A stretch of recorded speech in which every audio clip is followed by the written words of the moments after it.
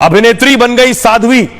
मैं आपको दिखाने जा रहा हूं, बॉलीवुड की एक्ट्रेस रही ममता कुलकर्णी, कई फिल्मों में काम कर चुकी हैं, अब महाकुंभ में पहुंच गई हैं और साध्वी बन गई हैं। यह तस्वीर आप देख रहे हैं किन्नर अखाड़े के साथ, ये ममता कुलकर्णी को आप देख रहे हैं और ममता कुलकर्णी महाकुंभ में पहुंची है। अगली तस्वीर देखिए जरा, ये गई है संगम में, डुबकी लगाई है ममता ने और उस पूरी प्रक्रिया का हिस्सा है जो एक अदाकारा से, एक सामान्य महिला से और साध्वी तक ले जाता है।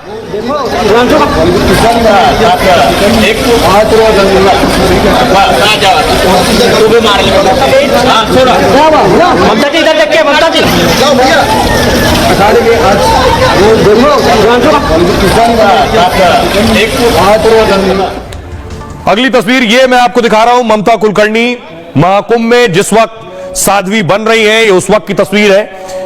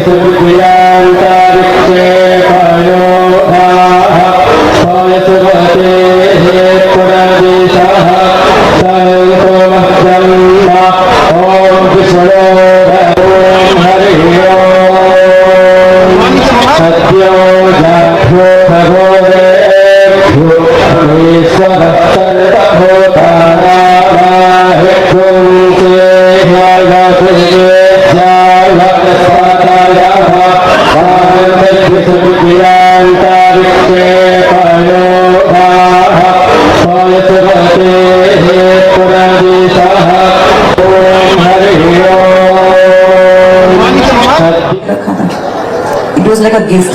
It was like a certificate for all my top. 23 साल तक तो मेरे सामने आ गया, इसलिए मैं रोई।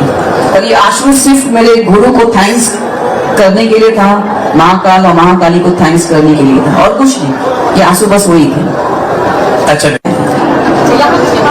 ज्यादा उसको मैं क्या बोला, देखो अंदर से तो मैं सन्यासी हूँ ही, मैंने सब कुछ तो त्याग दिया और क्या कर सकते हो, लेकिन थोड़ा सा एक रहने के लिए जीवन में थोड़ा आपको प्रकृति में होना पड़ेगा, वरना कुछ रहता नहीं रहने के लिए जीवन में। क्या रहेगा, कोई रस ही नहीं मेरे जीवन के अंदर सिवाय ध्यान, भक्ति और इसके। और थोड़ा सा मैं अपने आप को पहन लेती हूँ कपड़े कर, मुझे लगता है मुझे पहनना चाहिए, तो मैं क्यों उसको, हाँ कोई बंद नहीं। अब आपको बताऊं कि ममता कुलकर्णी आखिर कैसे महाकुंभ में पहुंची और क्यों वो साध्वी बनना चाहती हैं। बॉलीवुड एक्ट्रेस ममता कुलकर्णी अब सन्यासिन बन गई हैं। तस्वीरें आप देख रहे हैं, ये जिस वक्त वो प्रयागराज पहुंची, उन्होंने किन्नर अखाड़े में आकर सन्यास की दीक्षा ले ली। दावा है कि वो किन्नर अखाड़ा की महामंडलेश्वर बन गई। अब वो यमाई ममता नंदगिरी के नाम से ही जानी जाएंगी। हालांकि अभी उनका पट्टाभिषेक बाकी रह गया है। पट्टाभिषेक महामंडलेश्वर बनने के लिए विशेष प्रक्रिया होती है और इस प्रक्रिया में पिंडदान के बाद दोबारा स्नान कराया जाता है और फिर गुरु भभूति कमंडल अपने शिष्या को भेंट करता है। सुनिए जरा क्या कुछ कह रही ममता कुलकर्णी। मैंने लक्ष्मी नारायण त्रिपाठी को चुना बिकॉज आज शुक्रवार है और सर्वप्रथम आज महाकाली का दिन है और मुझे कल महामंडलेश्वर बनाने की तैयारी चल रही थी, मुझे पूछा गया तो, लेकिन आज मुझे महाशक्ति ने आदेश दिया कि मुझे ये चुनना है लक्ष्मी नारायण त्रिपाठी जी को, बिकॉज वो साक्षात अर्धनारीश्वर के स्वरूप है और इससे बड़ी मेरे लिए क्या उपाधि हो सकती है कि एक अर्धनारीश्वर के हाथ में मेरा पट्टाभिषेक हो रहा है। तो महामंडलेश्वर की दीक्षा के लिए कठिन तप और समय लगता है। सबसे पहले दीक्षा लेने वाले को अखाड़े में आवेदन देना होता है। उज्जैन में साल 2015 में किन्नर अखाड़े की स्थापना की गई थी, तभी अभी किन्नर अखाड़े को पूरी तरह से मान्यता प्राप्त नहीं हुई है। इसी वजह से वो जूना अखाड़े के अंतर्गत ही काम कर रहा है।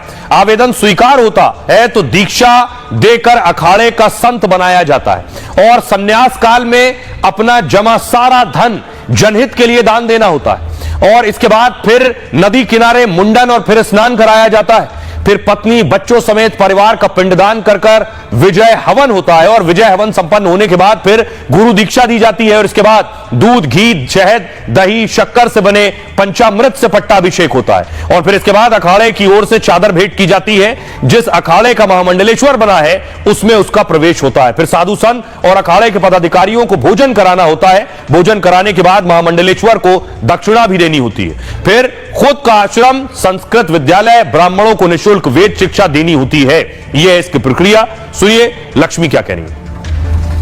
ममता कुलकर्णी को महामंडलेश्वर बनाने जा रहा है। उनका नाम श्री यमाई ममता नंदगिरी रखा गया है। जैसे मैं बात कर रही हूँ उनका पिंडदान का कार्यक्रम हो रहा है और उनके सारे क्रियाक्रम जो महामंडलेश्वर होने के पहले होते हैं वो सारा चीज किया जा रहा है। सबको जो भी सनातन के ध्वज में आएगा हम उसको आगे लेके चलने का प्रयास करेंगे। तो वो पूर्ण रूप से सनातन में शरणागत होके आई हैं। जो बच्चा हमारा सनातनी है वो सनातन धर्म में आया है, हम किन्नर अखाड़ा उसको अपनाएगा। थोड़ा खबरों में आगे बढ़ते हैं। आज की एक और बड़ी खबर है सैफ अली खान से जुड़ी। सैफ पर हमला और उसकी ढेरों थ्योरी हैं। अलग अलग कहानियां सामने आ रही है। सैफ अली खान फिट होकर निकल आए, उसको लेकर सवाल उठने लगे। सैफ अली एक्टिंग कर रहे थे या रियल में हमला हुआ था, सियासतदान उस पर भी सवाल करने लगे। अगली तस्वीर दिखाऊं, लेकिन अब सवाल हो रहा है आरोपी को लेकर। जो कस्टडी में आरोपी है जिसे पुलिस अलग अलग जगह लेकर जा रही है, यही वो हमलावर है जिसने सैफ पर हमला किया था या हमलावर असली और नकली में कुछ खेल है। अगली तस्वीर देखिए जरा। खुद आज हमलावर का वकील कह रहा है कि जिसे गिरफ्तार किया गया ये वो शख्स नहीं है जो सैफ के घर गया था हमला करने के लिए। देखिए जरा वकील का दावा क्या है अटैकर के। वकील क्या कह रहा है। एक्टर सैफ अली खान पर हमला मामले में ट्विस्ट। आरोपी के वकील ने सनसनीखेज दावा किया है। वकील संदीप शिखाने ने पूरी घटना को स्क्रिप्टेड बताया है कि इसकी स्क्रिप्ट थी। सीसीटीवी से आरोपी की तस्वीर का मिलान नहीं होता है। आरोपी के वकील ने फॉरेंसिक रिपोर्ट पेश की। वकील का दावा है कि आरोपी की नाक की रेखा अलग है, आंख की रेखा, जबड़े की रेखा अलग है। एक निजी लैब की रिपोर्ट होने का दावा किया है। आरोपी के वकील ने जांच प्रक्रिया पर सवाल उठाए। वकील का दावा है कई ऐसे साक्ष्य हैं जो छिपाए गए हैं। सुनिए जरा वकील क्या कह रहा है। पहली बात तो इन्वेस्टिगेशन और क्वेश्चन जो रिलेटेड है एफआईआर और इंसिडेंट से एफआईआर लॉन्च करने तक बहुत सारा डिले हुआ है। इन्वेस्टिगेशन में काफ़ी कमियां आई हैं जो चार्जशीट में पता चली। लेकिन आपने जिक्र किया था कोर्ट परिसर में कि कोई भी उनके घर का सदस्य सैफ के घायल होने के बाद ना फोन किया 100 पर, ना कोई जानकारी दी। इस बारे में क्या कहेंगे। क्योंकि इमीडिएटली उनको फर्स्ट एड रेमेडी दी नहीं गई है। काफ़ी देर के बाद वो खुद हॉस्पिटल गए और उनके घर में सब फैमिली मेंबर्स होने के बावजूद भी ऐसा हुआ है तो वो बहुत क्वेश्चनेबल है। फॉरेंसिक रिपोर्ट को लेकर आप क्या कहेंगे, क्योंकि दोनों की तस्वीर की जब तुलना की जा रही है तो उसमें बहुत सारी भिन्नता पाई जा रही है। बहुत सारी फेस स्ट्रक्चर से, आई से, जॉय लाइन से, स्किन टोन से काफ़ी अलग। और आइए खबरों में आगे बढ़ते हैं। बिहार से खबर है। मैंने आपको बताया था बिहार में नोटों का भंडार मिला है। शिक्षा अधिकारी के घर से ये नोट मिले। जो नोटों की गड्डियां आप देख रहे हैं, पूरी सजी हुई गड्डियां, करोड़ों रुपए कैश बताया जा रहा है जो घर से मिला है। बोरे